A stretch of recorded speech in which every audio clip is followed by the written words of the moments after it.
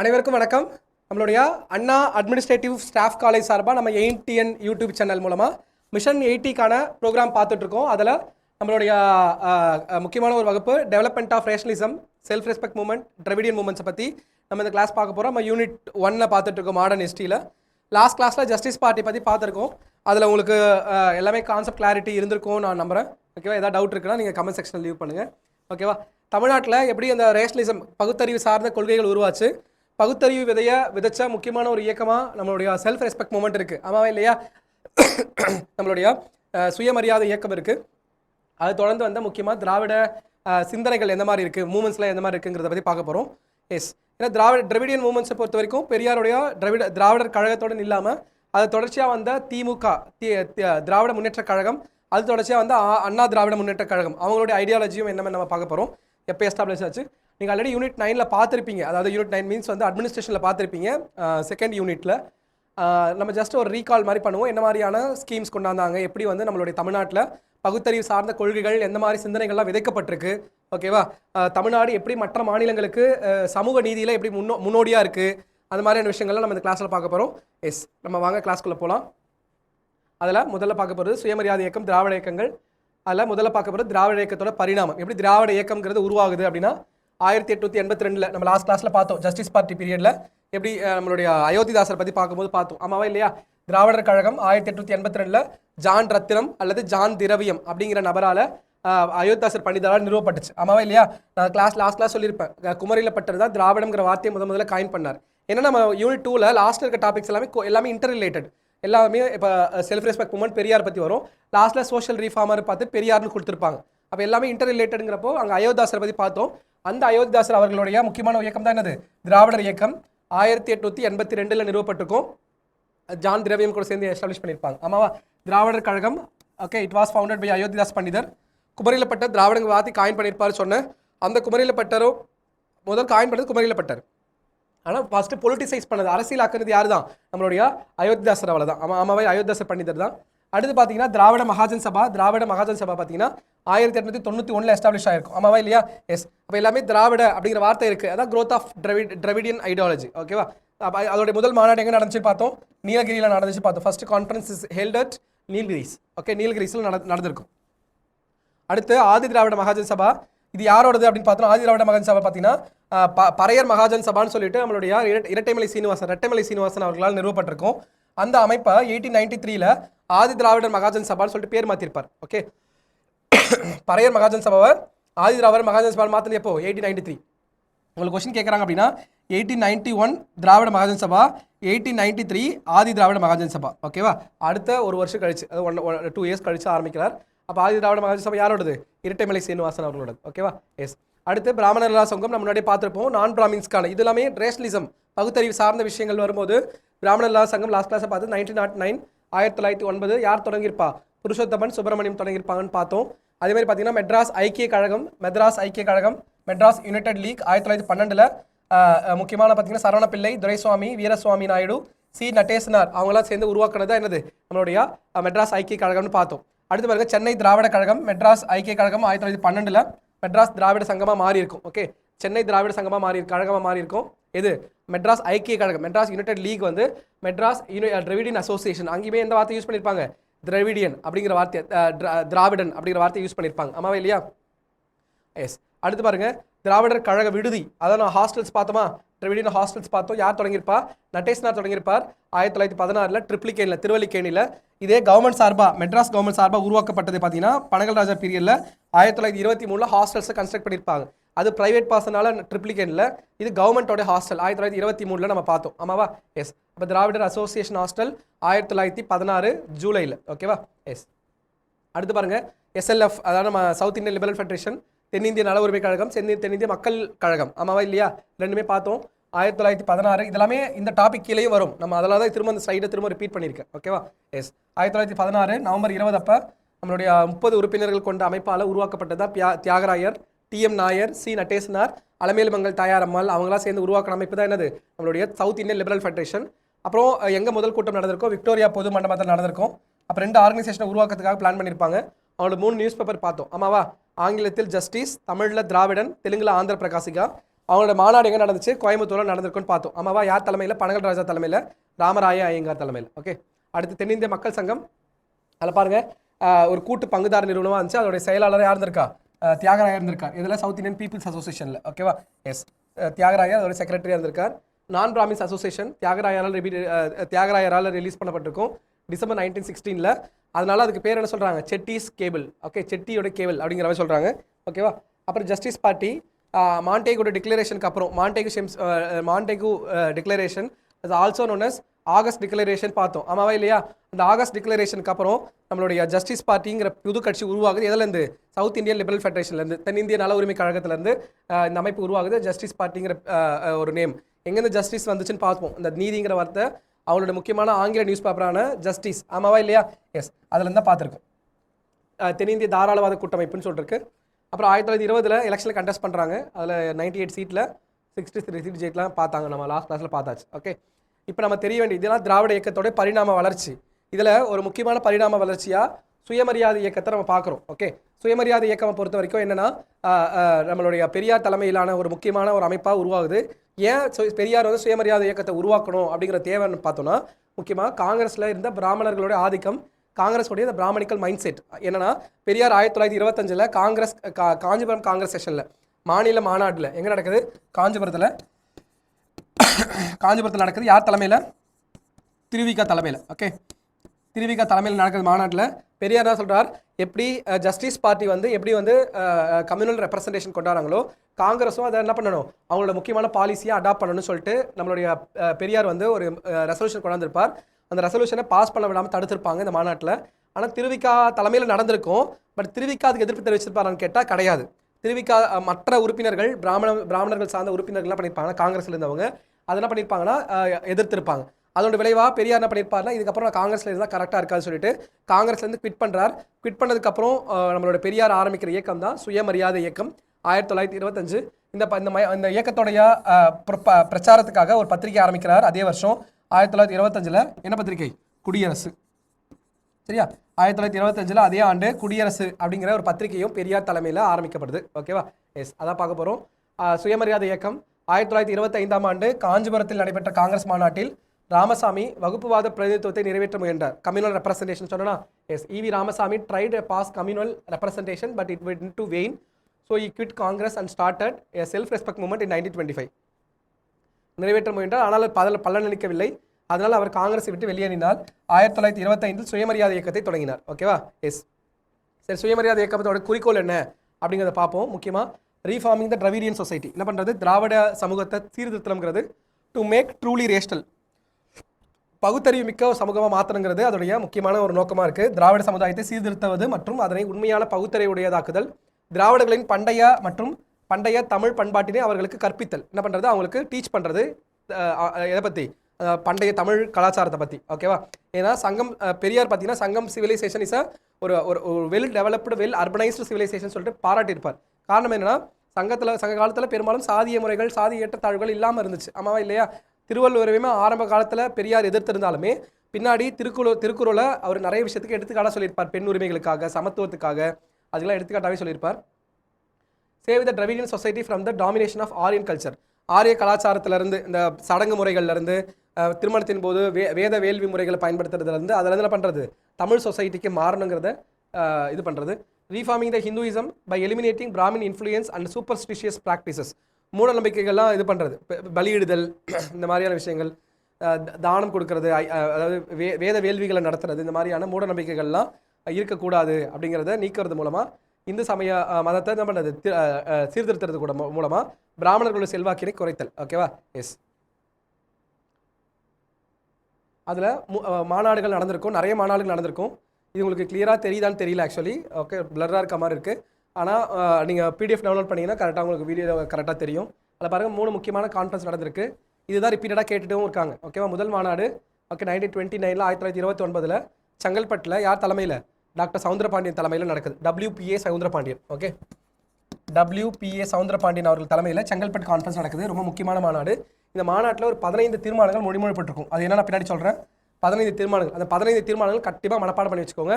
Maybe question கேட்கலாம். ஏன்னா முதல் சுயமரியாதை மாநாட்டில் தீர்மானம் நிறைவேற்றப்பட்ட தீர்மானங்களை எது பொருந்தாது அப்படிங்கிற மாதிரிலாம் கொஸ்டின் கேட்க வாய்ப்பு இருக்குது. ஓகேவா? எஸ். அப்போது அந்த தீர்மானங்களை என்னங்கிறது நமக்கு கட்டாயமாக தெரியணும். தெரியாமல் என்ன பண்ண முடியாது, நம்ம கட்டாயமாக நம்ம போட முடியாது. அதில் ஃபர்ஸ்ட் இஸ் கான்ஃபரன்ஸ் எப்போ 1929 1929 சவுந்தரபாண்டியன் தலைமையில் அவர்கள் தலைமையில் நடக்குது 1929. Second conference 1930. ஓகேவா? எஸ். ஈரோடு கான்ஃபரன்ஸ் ஈரோடில் நடக்குது, ஜெய்கர் தலைமையில் நடக்குது. ஓகே, ஜெயக்கர். அடுத்து தேர்ட் கான்ஃபரன்ஸ் 1931 நடந்தது, விருதுநகர் கான்ஃபரன்ஸ் சொல்லுவாங்க. யார் தலைமையில்? ஆர்கே சண்முகம் தலைமையில் நடக்குது.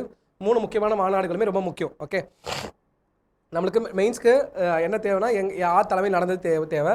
அது முதல் மாநாட்டில் என்ன மாதிரியான ரெசல்யூஷன் பாஸ் பண்ணப்பட்டுச்சு அதுதான் நமக்கு முக்கியம். ஓகேவா? எஸ். அந்த ரெசல்யூஷன்ஸ் அப்புறம் பார்ப்போம், ரெண்டாவது பார்ப்போம்.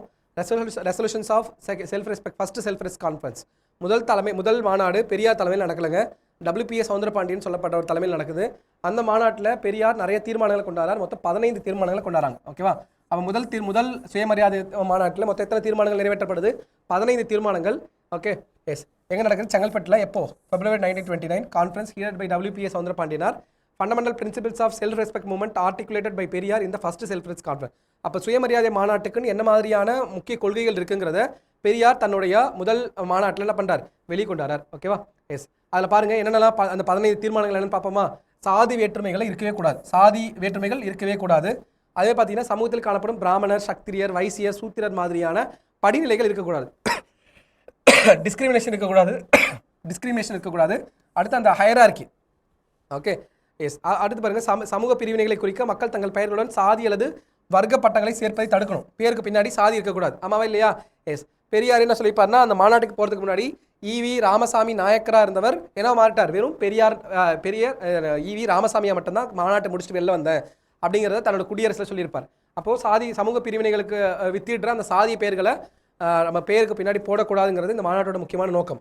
என்னென்ன பாருங்கள், இந்தியாவிலேயே நம்ம தமிழ்நாட்டுக்கு இருக்க ஒரு முக்கியமான சிறப்பு என்ன அப்படின்னு பார்த்தோன்னா, வெல் டெவலப்டான ஸ்டேட்டான கேரளாவில் கூட சோஷியலி வெல் டெவலப்டு, கல்வி ரீதியாக மற்ற ரீதியாக ஒரு முன்னேறிய மாநிலமான கேரளா கூட பார்த்தீங்கன்னா அங்கே இருக்க மக்களுக்கு பேருக்கு பின்னாடி சாதிய பின்னொட்டுக்கள் இருக்கும். ஆமாவா இல்லையா? சர்நேம்ஸ் இருக்கும்.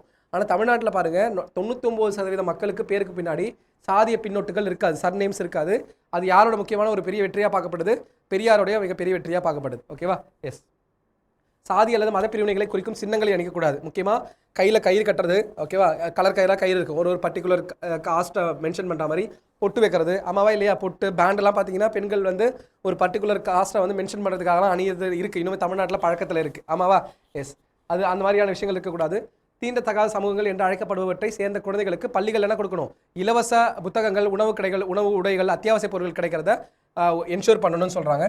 அடுத்து அனைவருக்கும் கட்டாய மற்றும் இலவச ஆரம்ப கல்வி வழங்கணும்னு சொல்லியிருப்பார் பெரியார். ஓகே, மூட நம்பிக்கைகள் அடிப்படையாக கொண்ட புத்தகங்களை பள்ளி பாடத்திட்டத்தில் சேர்க்கக்கூடாது. மூட நம்பிக்கைகள் சார்ந்த விஷயங்களை பள்ளி பாடத்திட்டத்திலிருந்து அறவே நீக்கிடணும்னு சொல்லியிருப்பார். ஆமாவா இல்லையா? எஸ். ரொம்ப முக்கியமான விஷயம் பார்க்கப்படுது. அடுத்து பாருங்கள், கேன்டீன்கள், ரயில்வே கஃபேக்கள் அல்லது இது போன்ற பொது இடங்களில் சாதி, மதம், வர்க்கம் மற்றும் நிறம் ஆகியவற்றை கருத்தில் கொள்ளக்கூடாது. இந்த பிராமணால் கஃபே அப்படின்னு சொல்லியிருப்பாங்க. ஆமாவா இல்லையா? பிராமணால் கஃபேங்கிறப்போ இந்த மாதிரியான பெயர்கள்லாம் தமிழ்நாட்டில் மேக்ஸிமம் வைக்கக்கூடாதுன்னு சொல்லியிருப்பாங்க. ஓகேவா?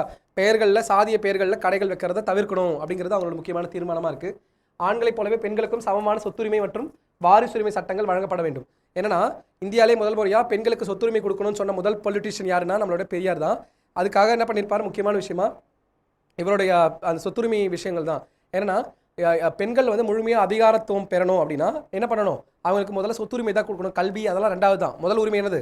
சொத்துரிமை தான் கொடுக்கணும்னு சொல்லியிருப்பார். அப்போ பெண்கள் முழுமையாக எம்பவர் ஆகணும், அதிகாரம் அளிக்கப்படணும் அப்படின்னா அவங்களுக்கு கிடைக்க வேண்டிய முதல் உரிமை என்னது? சொத்துரிமை தான். அடுத்து பெண்கள் மட்டுமே தொடக்கப்பள்ளி ஆசிரியர்களாக நியமிக்கப்பட வேண்டும். பெண்கள் என்ன பண்ணுறாங்க? பிரைமரி ஸ்கூல்ஸில் டீச்சர்ஸாக அப்பாயின்ட் பண்ணப்பட்ட சொல்கிறாங்க.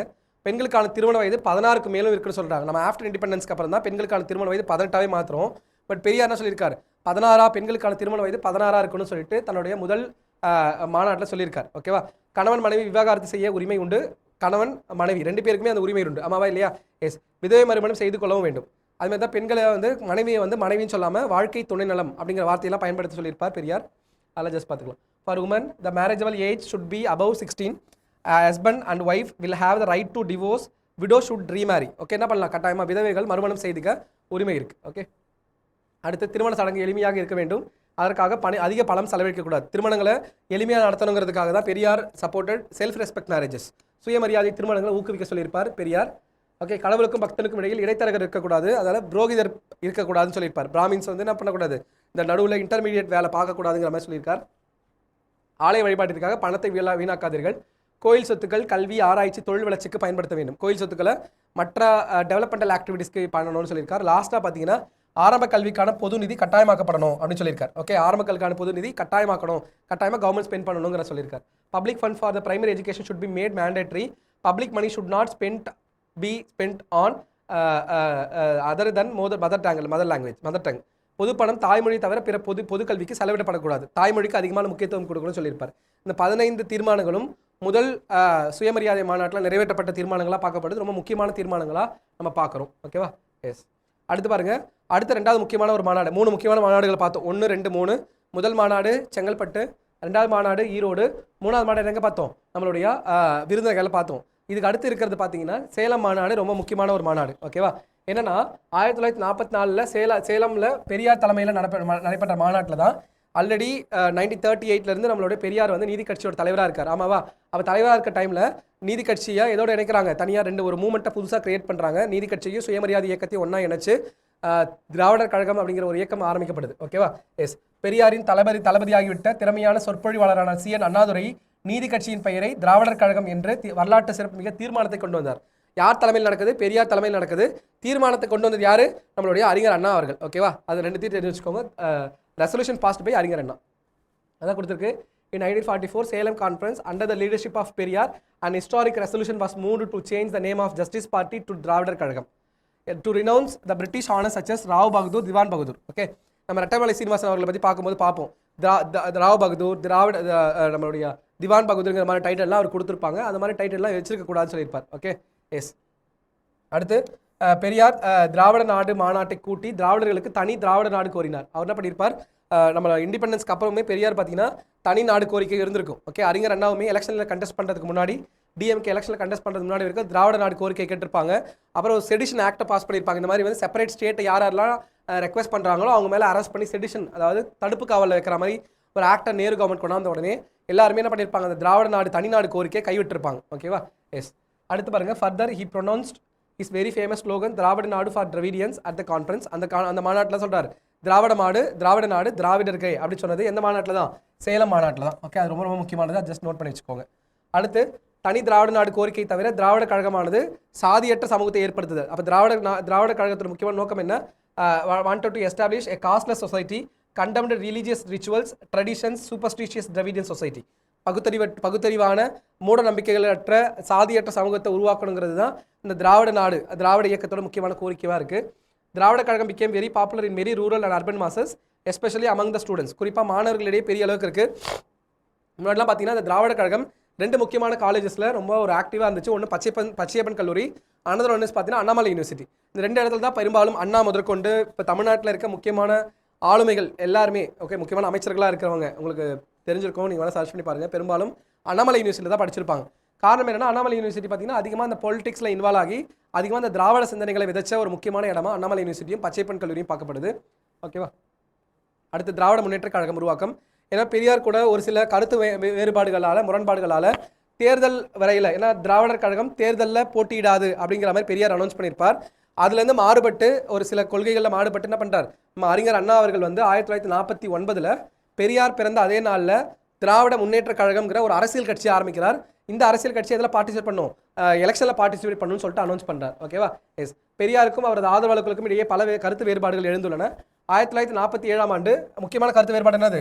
ஆகஸ்ட் 15 வந்து பெரியார் வந்து கருப்பு தினமாக கொண்டாடிருப்பார். நம்ம லாஸ்ட் கிளாஸாக சொல்லியிருப்பேன். ஆமாவா? எஸ். ஏன்னா பெரியார் வந்து முக்கியமாக வேண்டியது அரசியல் விடுதலை விட சமூக விடுதலை தான் முதல்ல டிமாண்ட் பண்ணியிருப்பார். சமூக விடுதலைனா என்னன்னா, எந்தவித சாதிய சமூகங்களுக்கும் எந்தவித பாகுபாடுமே இல்லாமல் சமத்துவமான ஒரு சுதந்திரமான நிலை உருவாகணுங்கிறதா பெரியாருடைய கோட்பாடு. பட் ஆனால் பெரியார் அதை கண்டெம் பண்ணியிருப்பார். அண்ணா வந்து அது வெல்கம் பண்ணியிருப்பார். அதான் அவருக்கும் அது ஒரு முக்கியமான கான்ஃப்ளிக்டாக பார்க்கப்படுது. அடுத்த முக்கியமான கான்ஃப்ளிக்ட் என்ன அப்படின்னு பார்த்தோன்னா, கடவுள் மறுப்பிலே பார்த்தீங்கன்னா பெரியாருக்கும் நம்மளுடைய அண்ணாவர்களுக்கும் நிறைய கான்ஃப்ளிக்ட் இருந்திருக்கும். பெரியார் பார்த்தீங்கன்னா கடவுள் இல்லவே இல்லை அப்படின்னு சொல்லியிருப்பார். கடவுளுங்கிற கான்செப்டே கிடையாதுன்னு சொல்லியிருப்பார். ஆனால் அண்ணா பார்த்தீங்கன்னா ஒன்றே குலம் ஒருவனே தேவன் அப்படிங்கிற மாதிரி கான்செப்ட் சொல்லியிருப்பார். ஆமாவா? எஸ். அது அப்போ அதுலேயுமே கொஞ்சம் கான்ட்ரடிக்ஷன் ஆகிருக்கும். கொண்டாட பெரியார் விரும்பவில்லை, ஏனெனில் அது செல்வாக்கு மிக்க பிராமண சமூகத்தின் நிரந்தர ஆதிக்கத்திற்கு வழிவகுக்கும் என அவர் வந்து தெற்கில் அவர் நம்பினார். தெற்கில் திராவிட நாடு என்ற தனிநாட்டை உருவாக்க வேண்டும் என்றும் அவரது கோரிக்கைக்கு ஆங்கிலேயர்கள் செவி சாய்க்கவில்லை. ஆங்கிலேயர் என்ன பண்ணல, பெரிய அளவுக்கு அவர் சப்போர்ட் பண்ணல. மேலும் அதை துக்க நாளா, அதோடைய நம்மளுடைய டே ஆஃப் மௌரிங் அப்படின்னு சொல்லிட்டு அனௌன்ஸ் பண்ணுறார், துக்க நாள் சொல்லிட்டு அனௌன்ஸ் பண்ணுறார். அதே மாதிரி பார்த்தீங்கன்னா ரெண்டாவது முக்கியமான விஷயம் அப்படின்னு சொல்லப்படுது, பட் ஆனால் அது வெளிப்படையாக நம்மளுக்கு கிரிட்டிசிசம் அண்ணா பண்ணது கிடையாது. ஜூலை 9, 1949 70 வயது பெரியார் 32 வயது மணியம்மை அவர்களை மணந்தாங்க. இந்த திருமணம் வந்து பெரும் பரபரப்பை ஏற்படுத்தினது, பெரியார் நிறுவிய அமைப்பில் பிளவை ஏற்படுத்தியதாக கூறப்படுகிறது. பட் ஏன் மணந்தாங்கிறதுக்குலாம் ஒரு பெரிய ஹிஸ்ட்ரி இருக்குது. அந்த டைமில் வந்து ஏன்னா தன்னோட சொத்துக்களை நிர்வகிக்கிறதுக்காக அடாப்ட் பண்ணுங்கிற ரூல்ஸ் வந்து அப்போ கிடையாது. ஓகேவா? ஏன்னா அடாப்ஷனுங்கிறது வந்து பார்த்தீங்கன்னா அதுக்கப்புறம் தான் பின்னாடி சக்சஷன் ஆக்ட்லாம் 1956 தானே வருது. இந்து சக்சஷன் ஆக்ட், இந்து வாரிசுரிமை சட்டம்லாம் 1956 தான் வருது. அப்போ அதுக்கு முன்னாடி இருக்க தன்னோட சொத்துக்களை வந்து அடாப்ட் பண்ண வச்சிருக்கணும் அப்படின்னா அப்போ அதுக்காக தான் என்ன பண்ணுறார், பெரியார் வந்து மணியம்மை அவர்களை மேரேஜ் பண்ணதாக சொல்லப்படுது. ஓகேவா? எஸ். ஆனால் அதை நம்ம கிரிட்டிசைஸ் பண்ணுறது அவருடைய பர்சனல் இஷ்யூ, நம்ம அதில் தலையிட தேவையில்லை. Okay. On 9th July 1949 70 years old Periyar, அதுவுமே ஒரு பிளவுக்கு காரணமாக காணப்படுது. In 1949 several of his followers led by C.N. Annadurai decided to split from Dravidar Kazhagam.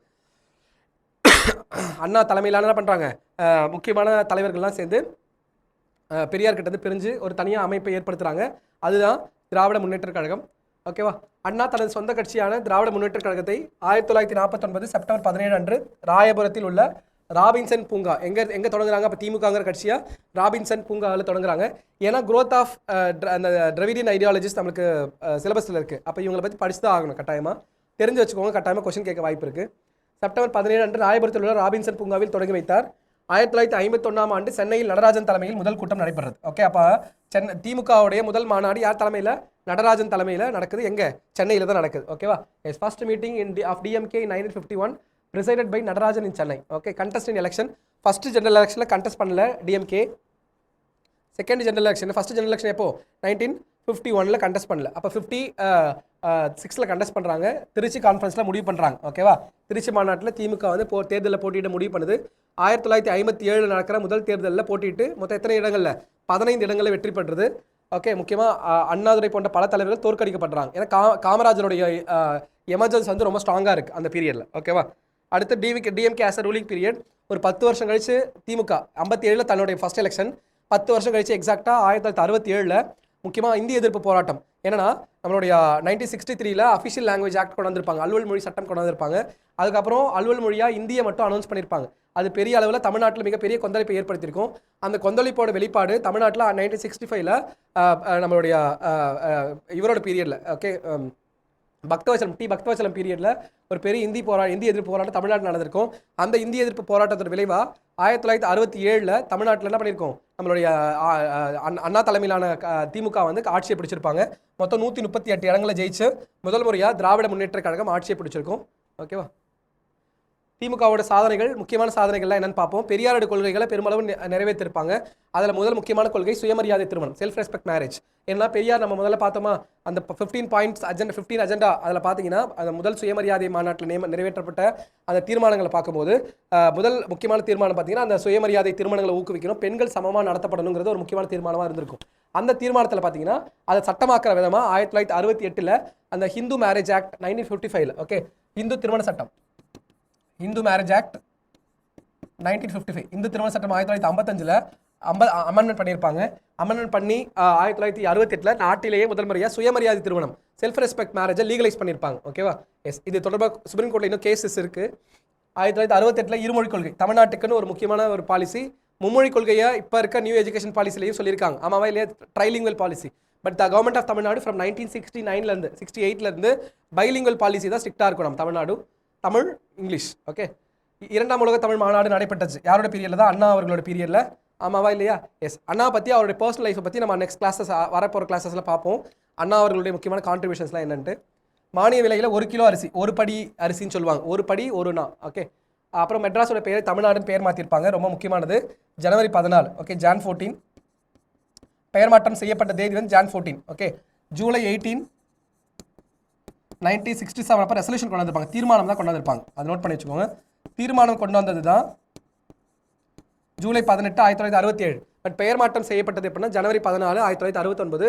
அப்போது மாநிலத்துடைய பெயரை மாற்றணும்னா ஸ்டேட்டோட ரெசல்யூஷன்லாம் முக்கியம் கிடையாது. இதுதான் பார்லிமெண்ட்டில் பில் பாஸ் ஆகி யாரோட அசன்ட் வேணும், குடியரசுத் தலைவரோட அசன்ட் இருந்தால் மட்டும்தான் பண்ண முடியும். அப்படி வாங்கினது ஜனவரி 14 தான். ஜனவரி 14, 1969. சமஸ்கிருத வார்த்தைக்கு மாற்றா நிறைய சீர்திருத்தம் கொண்டு வந்திருப்பார். திருமதி அந்த வார்த்தை கொண்டு வந்திருப்பார். ஸ்ரீமதிக்கு மாற்றா, ஓகே. அப்படியே சத்தியமேவ ஜெயத்தேங்கிறதுக்கு மாற்றா வாய்மையே வெல்லும் அப்படிங்கிறத கொண்டு வந்திருப்பார்.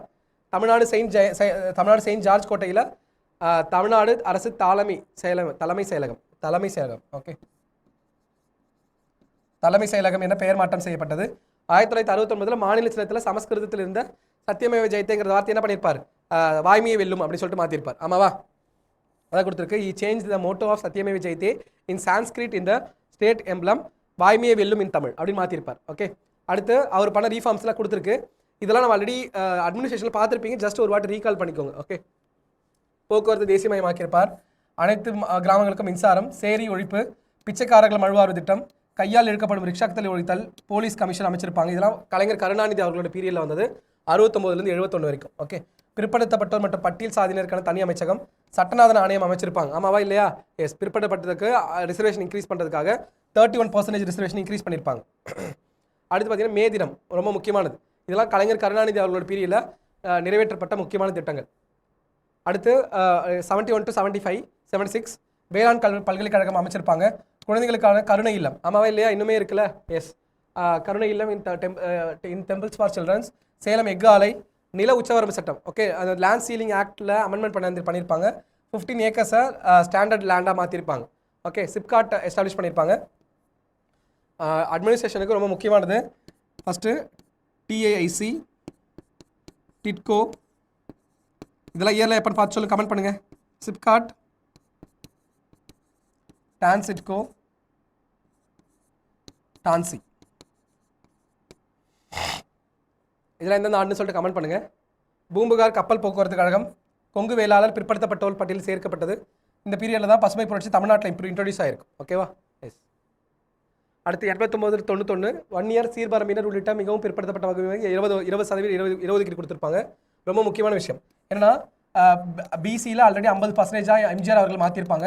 அதை ரெண்டாக பிரித்து 30%, 20% ஃபார் எம்பிசி, 30% ஃபார் பிசின்னு சொல்லிட்டு மாற்றிருப்பாங்க. 1% எஸ்டிக்கு கொடுத்து மொத்தம் 69% இடஒதுக்கீடு என்ஷூர் பண்ணது யார்? கலைஞர் கருணாநிதி. இந்த பீரியடில் தான் நம்மளுடைய ஹிந்து சக்சஷன் ஆக்டில் இந்து வாரிசுரிமை சட்டம் 1956 1956 அமெண்ட்மெண்ட் பண்ணி தமிழ்நாடு அமெண்ட்மெண்ட் பண்ணி 1989 பேரண்ட்ஸோட சொத்துக்களில் யாருக்கு சம உரிமை உண்டு, நம்மளுடைய பெண்களுக்கு சம உரிமை உண்டு சொல்லிட்டு கொண்டாந்துருப்பாங்க. அதை கொடுத்துருக்கு.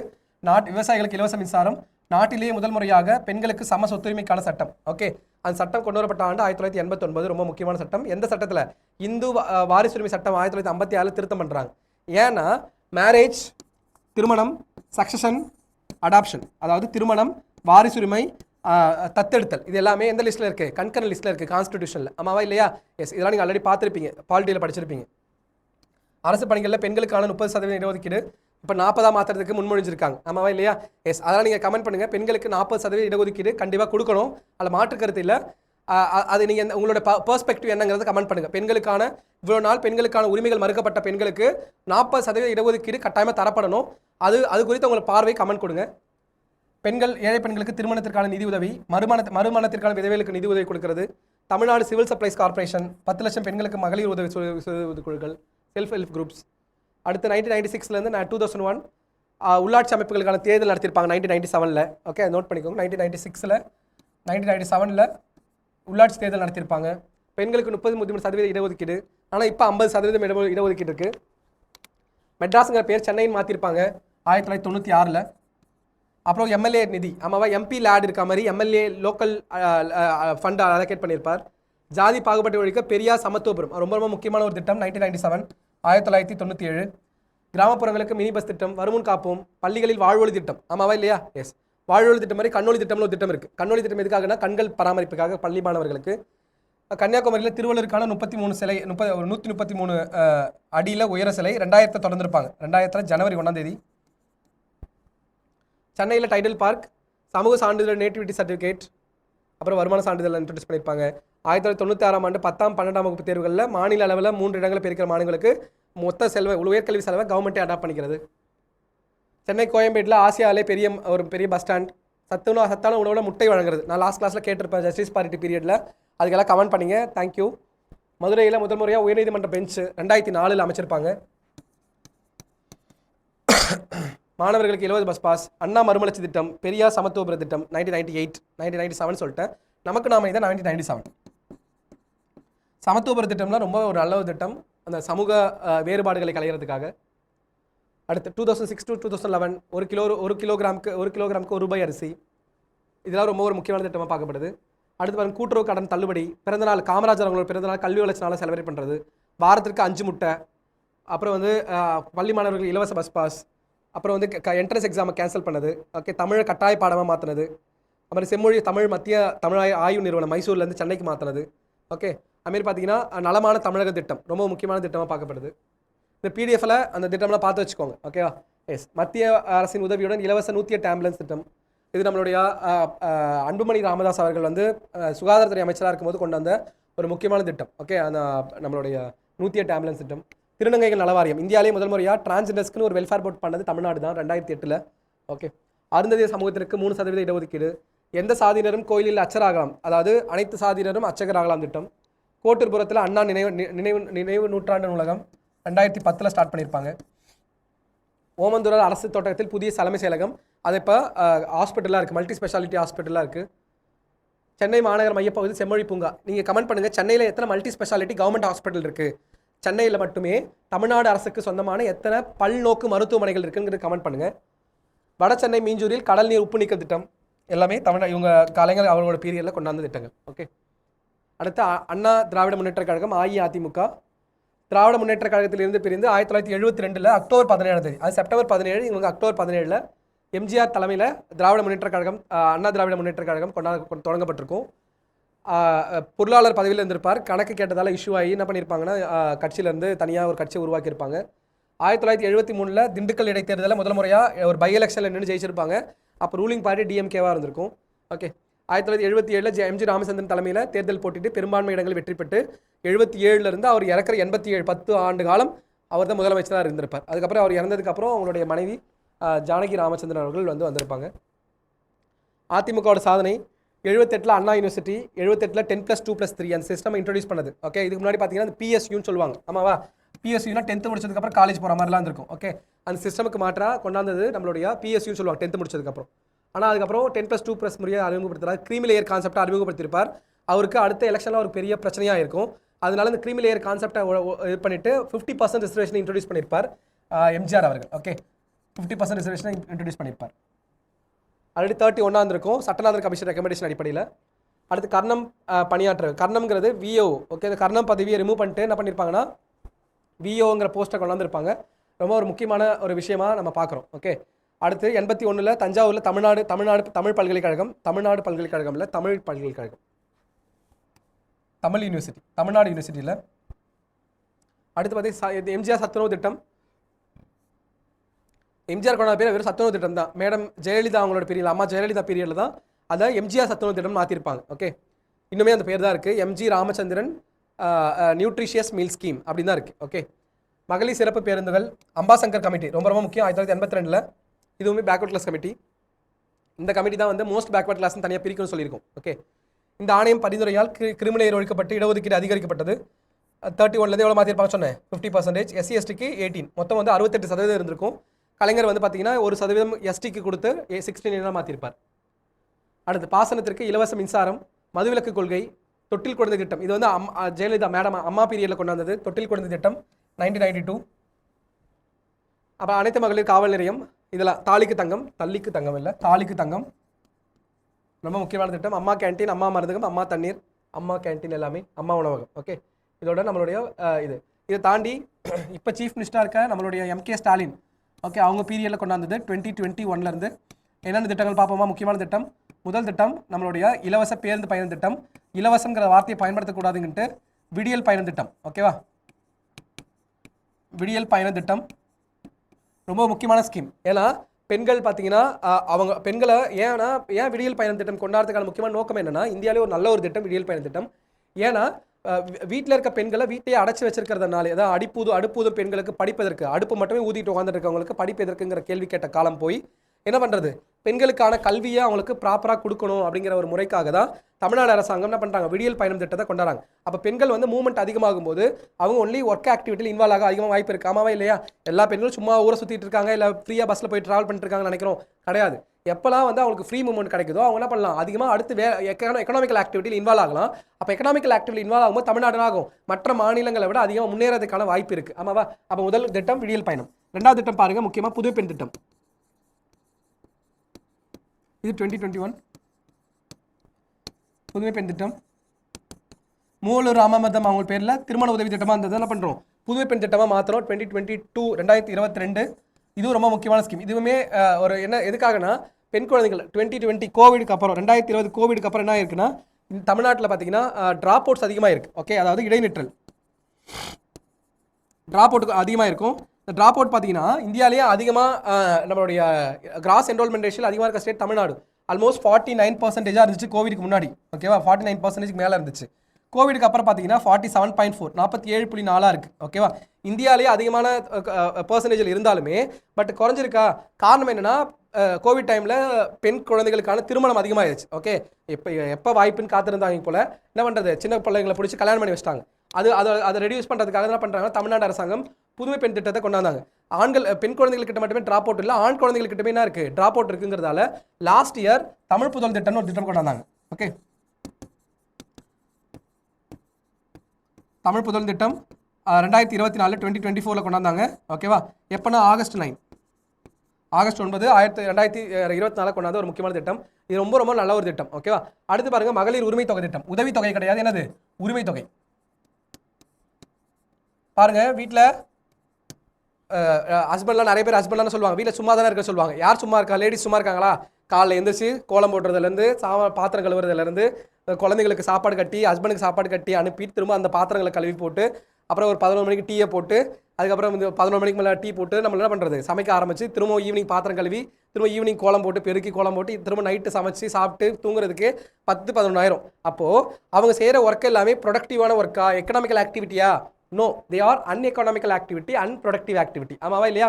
பொருளாதாரம் சாராத வேலைகள். அப்போது அந்த வேலையை அவங்க வேறு யாராவது ஒரு வீட்டில் போய் செய்கிறாங்க அப்படின்னா அதுக்கு என்ன கொடுப்பாங்க, வீட்டு வேலைக்காக கட்டாயம் மேடுக்காக காசு கொடுப்பாங்க. அம்மா வேலை சம்பளம் கிடைக்கும். அது நம்ம வீட்டில் செய்யும்போது கிடைக்குமா, நம்ம கொடுக்குறோமா? கிடையாதுல்ல. அப்போது கவர்மெண்ட் என்ன பண்ணுறாங்கன்னா, ஆக்சுவலி வீட்டில் இருக்கவங்க ரெக்கக்னைஸ் பண்ணியிருக்கணும். கவர்மெண்ட் என்ன பண்ணுறாங்கன்னா, அந்த மாதிரி வேலை செய்கிறவங்கள பெண்களுக்கு என்ன பண்ணுறாங்க, அன்ப்ரொடக்டிவ் போர் ஸ்டேஜில் இருக்க பெண்களுக்கு, வறுமை நிலைக்கும் கீழே இருக்க பெண்களுக்கு 1000 ரூபா ஒரு கொடுக்குற ஒரு முக்கியமான திட்டம் தான் என்னது, நம்ம மகளிர் உரிமை தொகை திட்டம். ரொம்ப ரொம்ப முக்கியமான திட்டம். 2022 தொடங்கின திட்டம். ஓகே, ரொம்ப முக்கியமான திட்டம். 1000 ரூபா கொடுக்குறது, 1000 ருபீஸ் கொடுக்குற ஒரு திட்டம்.